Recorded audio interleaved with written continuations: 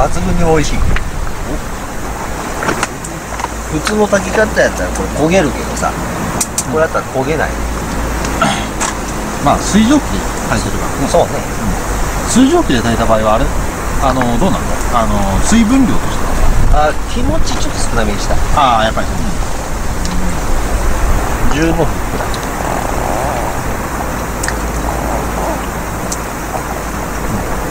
もうビーフシチューもええ加減に。もうそろそろ食ってくる。そうだね。カメラの尺も考えて。絵が俺はまだ完全に腹が減ってない。そう。だって昼間の弁当が多かったから。残ってるか。多かったもん。じゃあ今から俺がとどめさせる。そうよね。さらにおめえが君にお見舞いしてやるぞっつってさ入れてくるんだもんね、今から。しかも漁師な。うわ、もうめっちゃ浮いてるやん。そうね。なんか団子汁みたいな感じでさ、うわほらほらじゃないのよ。今から俺はこのビーフシチューを入れろうかとしてる真っ盛り。まずは俺が食べる。そうだね。そうです。やっぱそういうとこ自分のおかんに似てんだな。それ君のおかんの字だ。そうね。エビ餃子。こう見たらやっぱエビ怪獣は思ったエビ。その時大衆は扱ったかじゃ。こ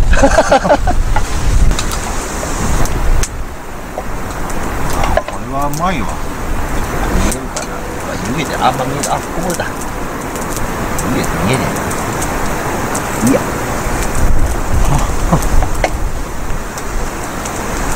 お肉が柔らかくなってるかな。圧力鍋状態だね。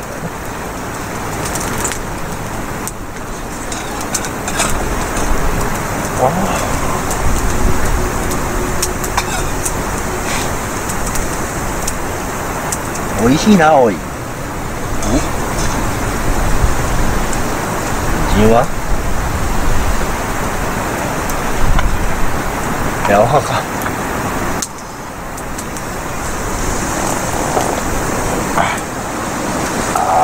スープもうまいぞ。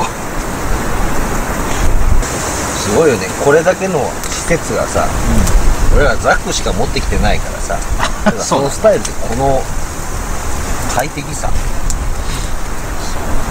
ないものは作ればいいってクラフトするしね。今日はすごい楽なね感じで。そう。いつもやったらファイヤーシェルターね。シェルターだよね。リフレクターね。そうね。つける。はい。じゃあ俺今これ貼り始めたばっかり。まあそう言わず。それお箸で食った方がいい。お箸で食ってもいいけど。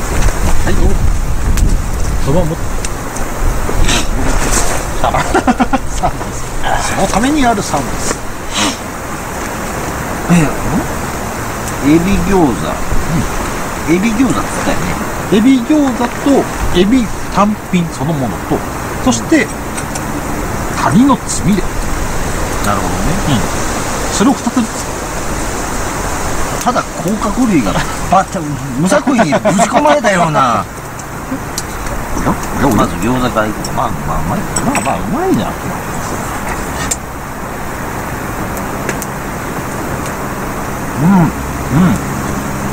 エビでしょ。は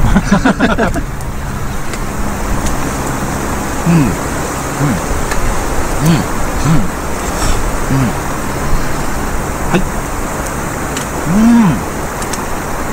美味しい。よかった。でもね、どんだけ追いかけてもエビなんだよ。俺の感想わかるでしょ。これエビだ。頑張って消費してもなんかやっぱエビなんだ。たまにちょっとカニっぽいかな、でもかまぼこかなっていうようなカニのつみれがでもエビなんだ。で出汁をするとさ、エビエビが強いよ。甲殻類大好きだからいいけど、うまいね。これは満足のいく。これでちょっと甘めのその赤飯が来るわけだ。赤飯って甘いな。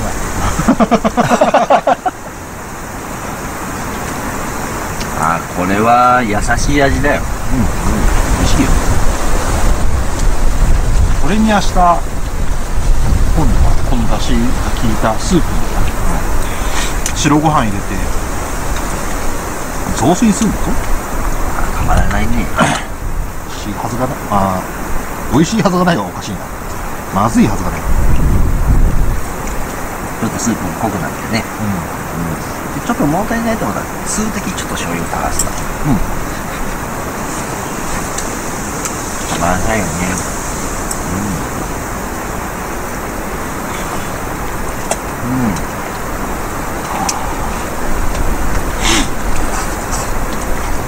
ああ、もやしうまっ。もやしが美味しい。でもキャンプって何食ってもうまいよね。そうだね。極端に言えば。あ、ソロキャンプは、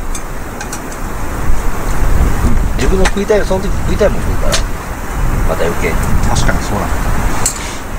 別に誰かが作ったものを食べるわけじゃないしね。今食ったけど美味しかったよ。でも君のジャンバラヤはもう二度と食いたくない。おかしいな。一番最初の時食わせてもらったんですけど美味しかったよ。やっぱあれはね、でかいやつでやってて、やっぱね、熱の入り方が違うからね。そうだね。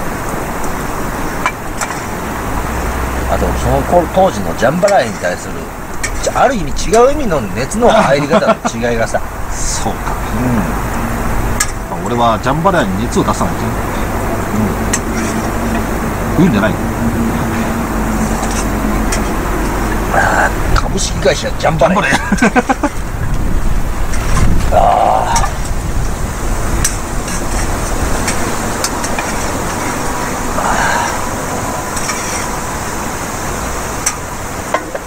式ジャンバラヤって暴力だよね、言葉が。でも勢いだけはありそう。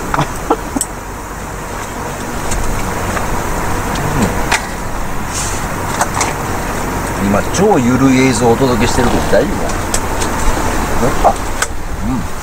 キャンプだしね。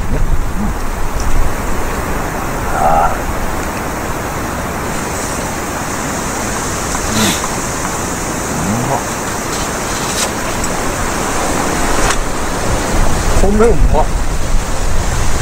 いいね。俺の米って米食いとるわね。なかなか米ってもうみずみずしく立ってる。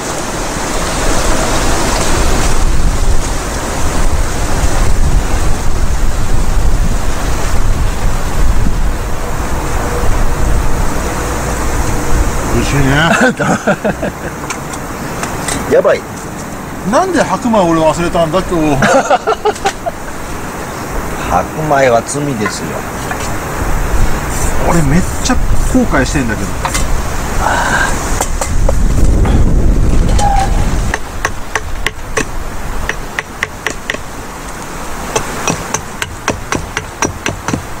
やんなかったらやっぱなんか作っちゃう。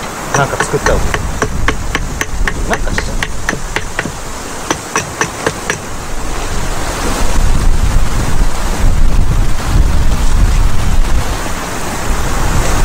今日僕のスクラマさんはお休みだ。お休み。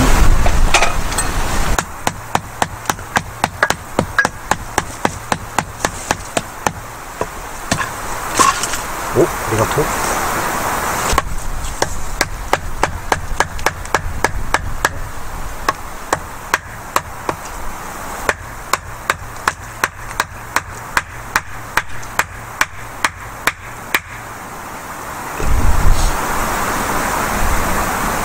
全然下の方がさ詰まってるね。牛ってすげえな。いった。おお、やったね。ありがとう。すごい、ここで繋がっちゃったもんですよ。ああ、恐ろしい。一つは君、一つは君にあげるよ。君にチャンピオンというあだ名を。いやいやいや。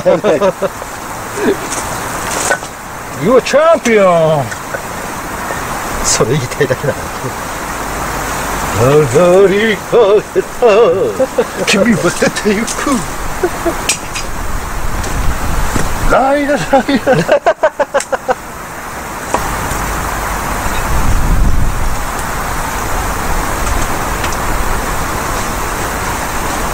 ああ、食後の一杯うめえ。前二人で喋ったよ。趣味と娯楽のはいはい。話。俺今までこう絵も好きやし、歌も好きや。歌に関しては曲を作ったりさ、サウンドコンポーザー、アーティスト、なんならインディーズでちょっと出してるよ。あと、某有名、多分誰もが知ってるような某有名アーティストのコンポーザーのサポートもやったさ。はい。でもそこら辺やっぱり、なんか、娯楽かなぁ、お酒飲みたお酒も娯楽やろうしさ。ゲームも、なんだかんだ言うとやっぱ娯楽やったかなって。もちろん楽しいよ。娯楽だから。そういや、そういう思ったらそれが趣味って答えてたのってそれ間違いかなぁ思ってさ。ってなるとさ、そこで一つの疑問が発生するよね。じゃあ趣味と娯楽の違いって何だろそこにもね、そこの定義さえ自分の中ではっきりすればと思う。娯楽ってさ、発散とかある程度こう、なんていうかな、もうそこで意外と満足しきっちゃう。完結しちゃう。ゲームやったらゲームの中ストーリーとか、隠れダンジョンだとか、そういう、なんていうの、記録だとか、言ったら多分、もうやらなくなるでしょ。エンディングまで全部、コンプリートしちゃえばすべて。趣味ってずっと探求し続けるし、ずっと遊び続けるし。そうだね。俺、趣味って初めてできたかもっていうのはキャンプだね。あとビジネスもそうだけど。ビジネス言っても今、なんかいろんな種類あるじゃない。まあ企業とかってネットビジネスとか、そういうの、なんかそういうのでこう、フリーランスも増えてきた中でさ、コンテンツライターでもないの、そこまで。投資家でもないのよ、そこまで。できるけど、バイヤーだけでもない。俺はどっちかっていうと、マーケッターとか、プロデューサー系なの。そっちが楽しい。人との関わりが強いからね。そう。そっちの方が、まあ、キャンプでいうとジャンルがあるようにさ、ソロキャンのブッシュクラフト風が好きだ。君はずっとそれを追い求めてるんだよね。そう。で、あんまり頑張らない。にゃ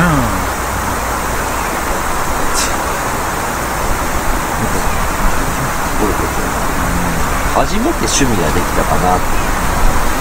でもそれはわかるな。俺もだって趣味らしい趣味って言ってもゲームだよ。ゲームもゲームでさ、やっぱり思うわけよ。その時の、まあ、人気というか、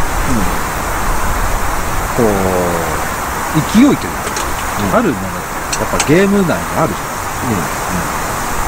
まあもちろん、さ、キャンプ同じやとは思うよね。今、キャンプはすごい大人気です。ブームですよ。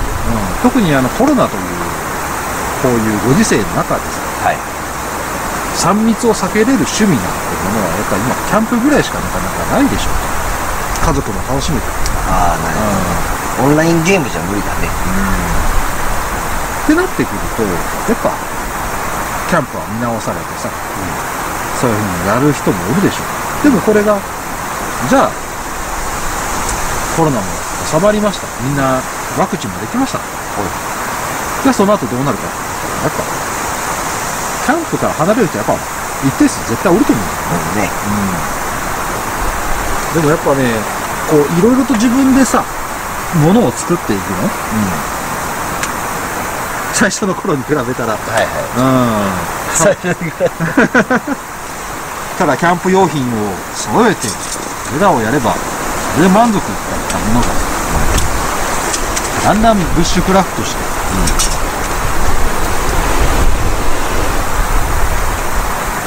自分では行けなかったような場所も行けるようになって、そうね、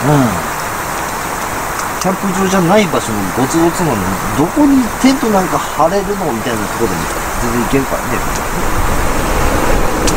そうね、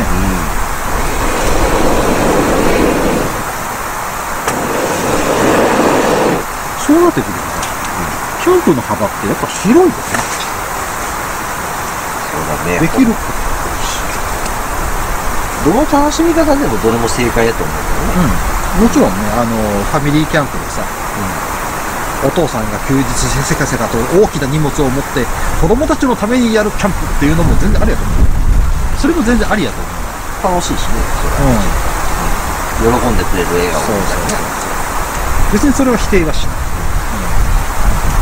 でもソロキャンプとかそういうところでこういう風な楽しみ方ってやっぱいいよね。いいね。今回のこの形はたまらんな。すごいよな。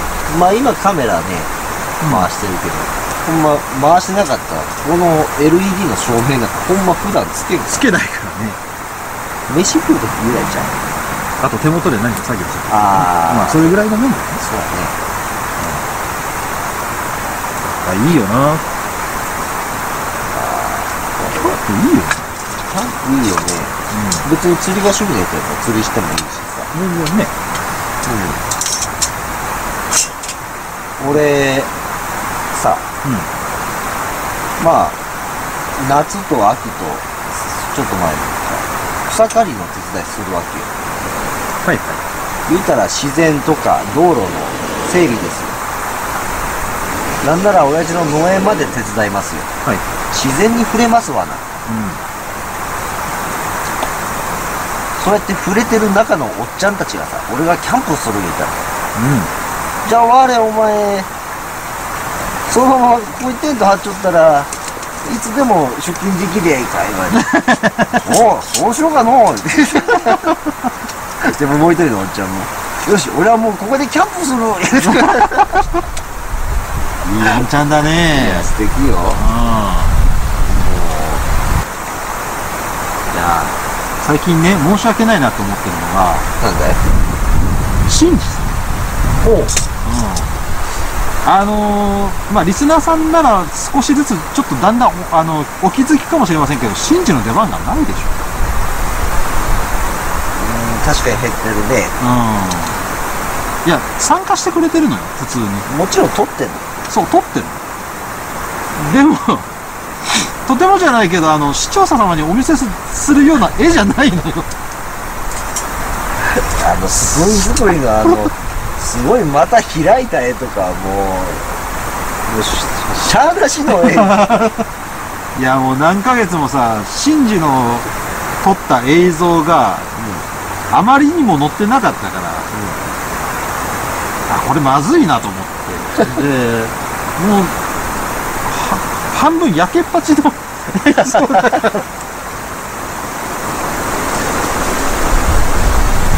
でもあれでしょ、紅葉キャンプって茎の森森山か。はいはい。あれ、新次もなんか自分のやつ撮ってるから、後々あげるでしょ。固まるな。本人がどうにかしてやるかもしんないよ。ごめんなさいね、私は時も、彼の映像は僕はチェックしてますよ。ちゃんとチェックしてます。ごめんなさいね、ちょっと使えるかどうかって言われたら、多分彼はそれなりに一生懸命すると思いますよ。いいんじゃない、一生懸命。一生懸命作って。ただそれを、世に出すかどうかは僕がゴーをするかせんかで決めます。そうかい？いいものだったらいいけどね。俺はなんかそれ間違ってる気がする。確かに俺から見ても、たまに何個か見せてもらった時あったけど、これでどうやって作るのっていうやつはでしょ？吹きの森のやつはまあまあそういうシーン多かったよね。なんか雰囲気のいいものだとか、ちょっとこう、なんかちょっと技術的にこういう使い方あんだ、こうやったらいいんだっていうものとか、すげえ風景綺麗だとか、なんかあったらええけど、なんもないと、そうね。あれやし、もうなんもなかったら、とことん面白くするか、とことんぶっ壊れるかしかないわけよ。エンターテインメントというか、人に見せるとしては。そうだね。だから、でも君はさっき、いいものを、いい絵みたいな感じのさ、表現をしてたじゃん。そこはちょっと違うと思う。そうだね。ちょっとそれは。おめえなんか裸だろおめえ真っ白な裸体でもうプリップリのケツを出した時にさ、ちょっと焼けた俺の体なんかもう自然と同化してよく見えないし。そうだね。そうだね。確かに僕の裸なんて世に見せる、出していいものではないからね、決して。そうだね。しかもなんならチャンバラの勝負なんか僕は一番ですよ。なぜ言ったんだろうって一応これでも社会的にはいい立場の人間なんですよ。なんだろうな。やっぱ君の毒がにやられたのかな。いや、もともとそういう性格。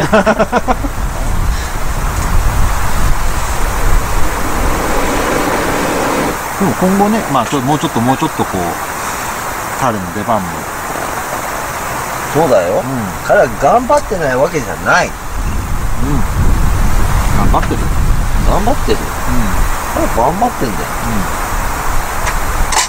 よ。よくついてきてるもの。君のわんぱくさに。そうだね。そうだろ？俺はね、自分のチャンネルでビジネス系だとか、そういうの時はそんなさ、素晴らしい生き方とか考え方、解釈とか乗れますよ。実際そうですよ、僕も。おめえとだけでこんな悪態する。おや、僕のせいだってのか。そうだね。それはひどい話だね。君俺が悪態ついたらめっちゃ喜ぶのか。嬉しいね。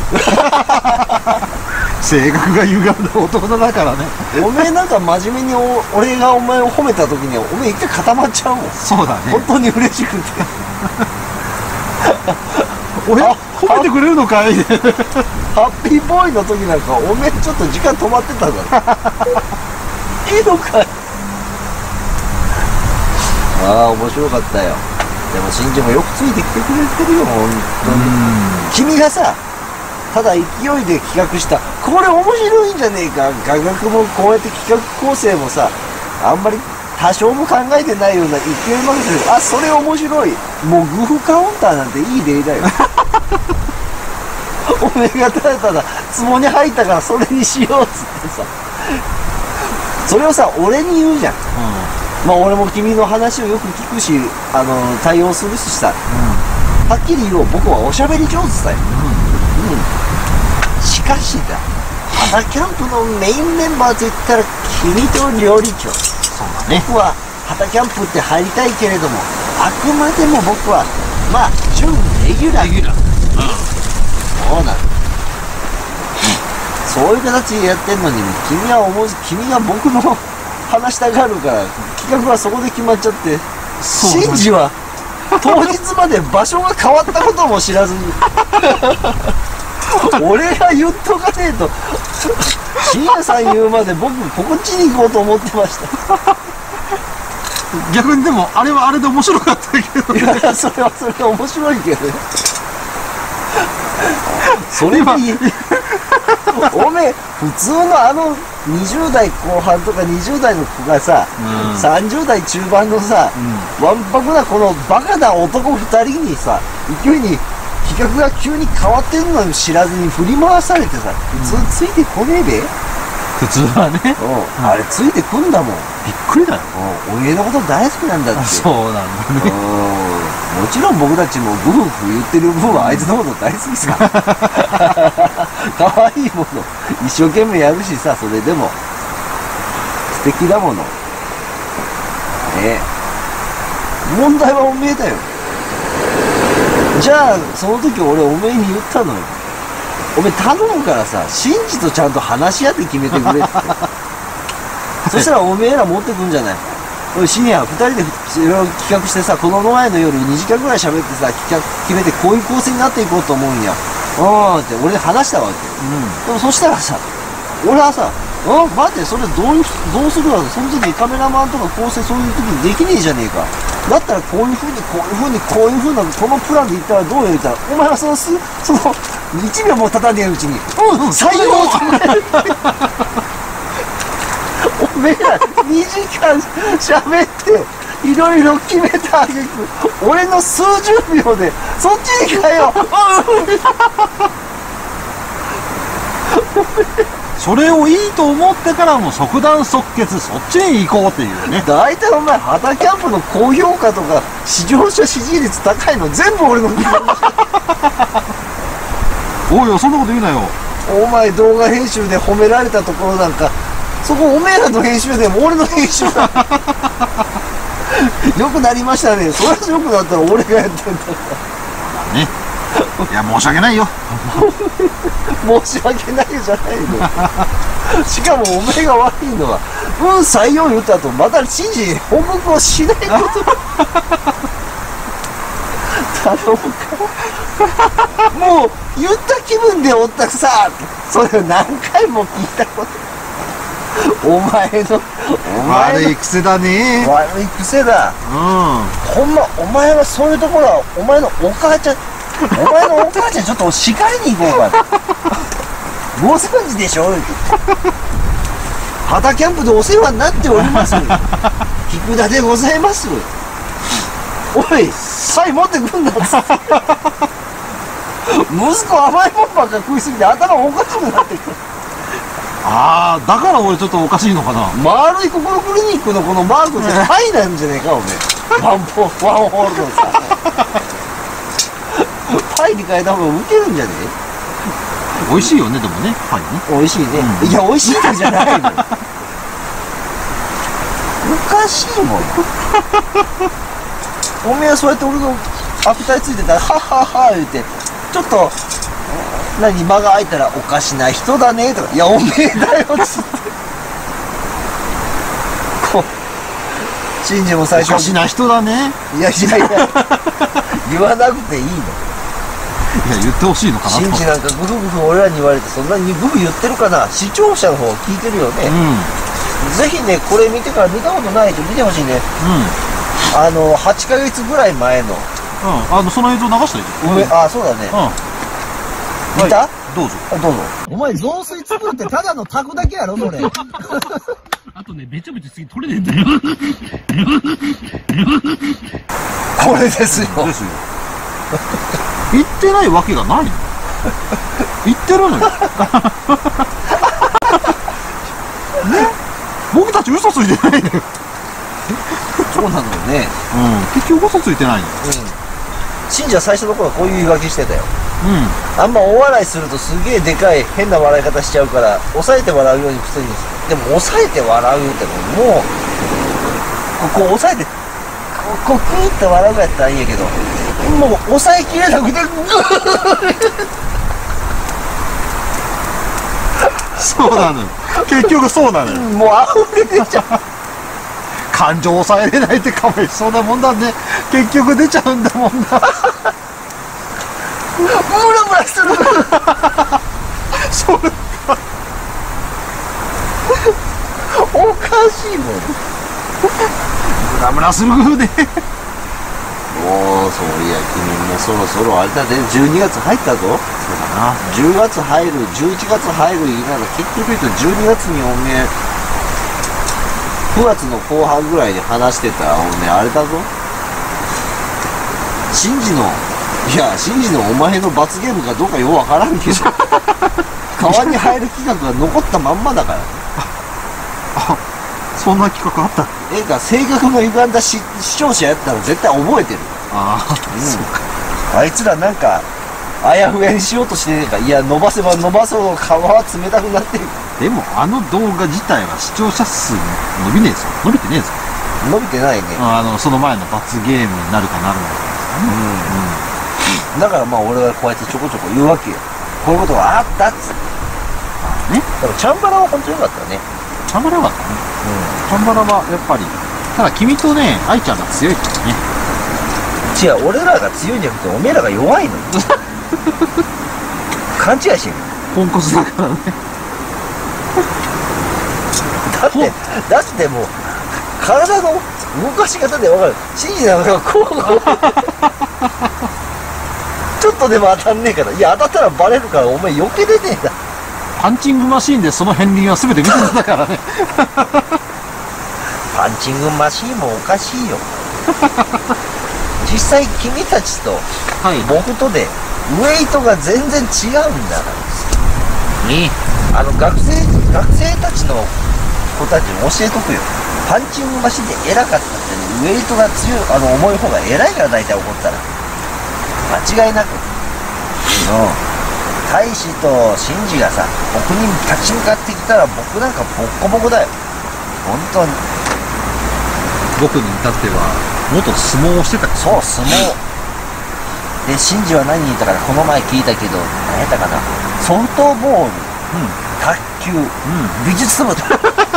どんどんと。動く量が少なくなってるじゃないの。最終的にもう指先しか動かさない。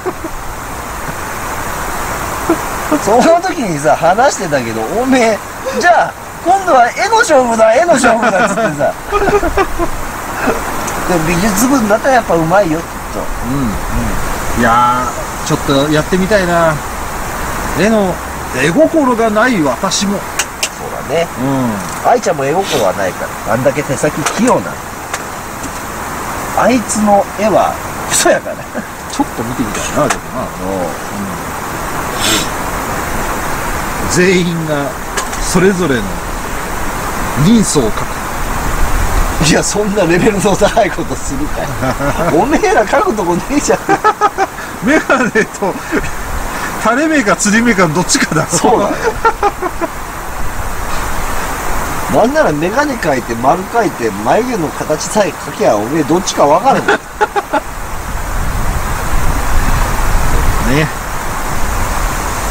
まあ次何の企画するかって言ってもまあまた考えるさ。考えるさって、おめえら適当に考えて振ってきてからさ、それで俺に修正させて、採用で終わるだろ。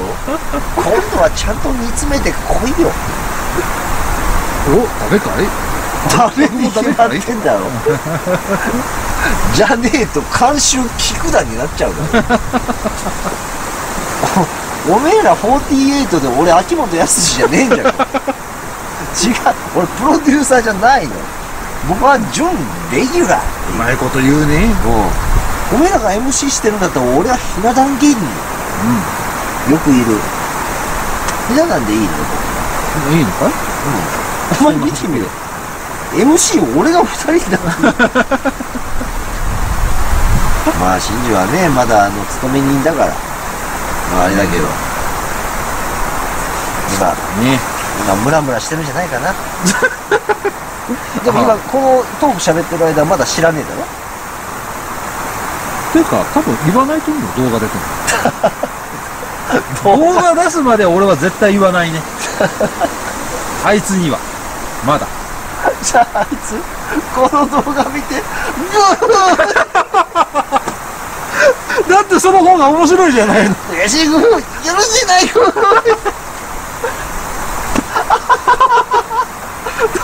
その絵がわかるだろ、君は。その後、ね、動画見たときにさ、どうだったっていう反応からのさ、絡みがもう面白いじゃん。いや、ちょっと待って、その前に二人いたがって言われて。あー、そうか。それはそれでいいだろう。おめえはひどい男だよ。あ、僕はひどい男さ。すごいよね、こんな男にあいつはついてきてくれてるんだから。利用できるものは何でも利用しない。利用できる。じじい。なんでここにいないんだい。また。なんだかんだ言って彼が一番の被害者だ。じじい。けどね、まあ彼にもいい思いを絶対させるから。そうだね。そのつもりで俺動いてる。そうだね。君のだって行動量ってシンジの数倍はいってるからね。おぶん。彼にはいい思いをさせて、でシンジも言うんだろうね、頑張った甲斐があった、そう言えるようにするさ。いや、素晴らしいよ。だからシンジ、今はただただ犠牲になってくれと。お前さ、お前の言いたいことはわかる。やめろ。1、2秒前に俺の頭の中入ってくんのよ。ただただじゃないの。いやよくわかったね。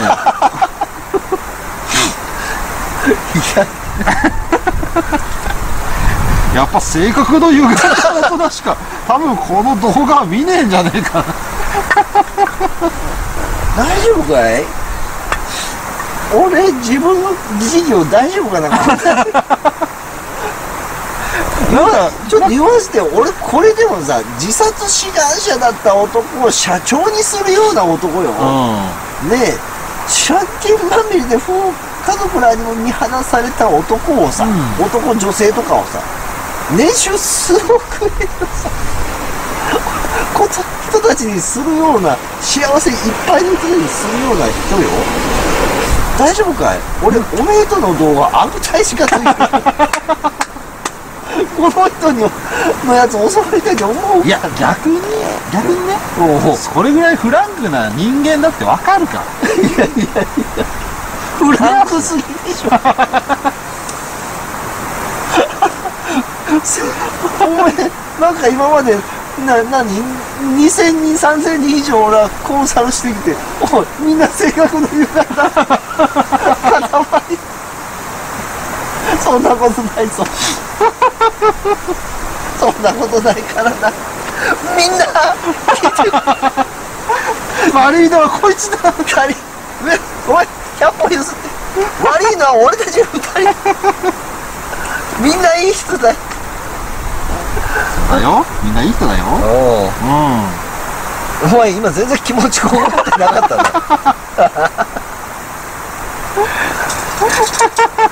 大丈夫かな。もう頼むからなんかバラエティ系で地元のテレビでもいいわ。俺らにオファーくれ。もう本当だね。嘘もクソもねえ、真正面から全部ロケしてやる。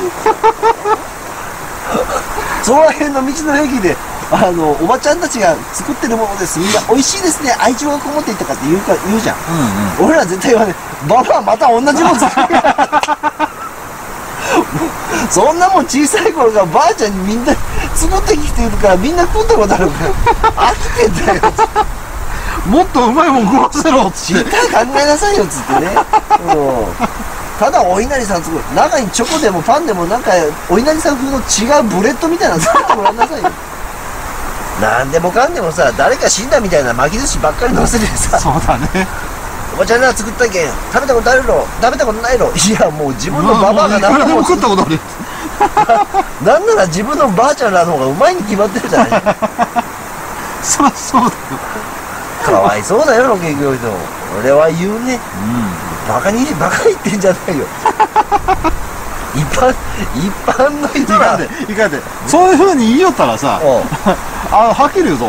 俺もお前と、一緒になってさ、上乗せしてさらに、こう、悪手をかけるだけだから。もういかんって。いやいや、もう悪いことは悪いことってズバズバよ。おい。よし、コメントなんか悪態ついてみろ。よし、こいつ使えるぞって。家どこぞって。IP アドレス調べてやるって。Google にコネなんだないんですよ。やっぱ結局、性格の歪んだ大人しか見てんじゃねえか、ここ。隣の晩ご飯っていう感じで入っていってる。シンジのしゃもじみたいなスプーン持って、隣の晩ご飯つって、畑キャンプ食わせなさいよ。選べよ。入れるか入れないか。さあ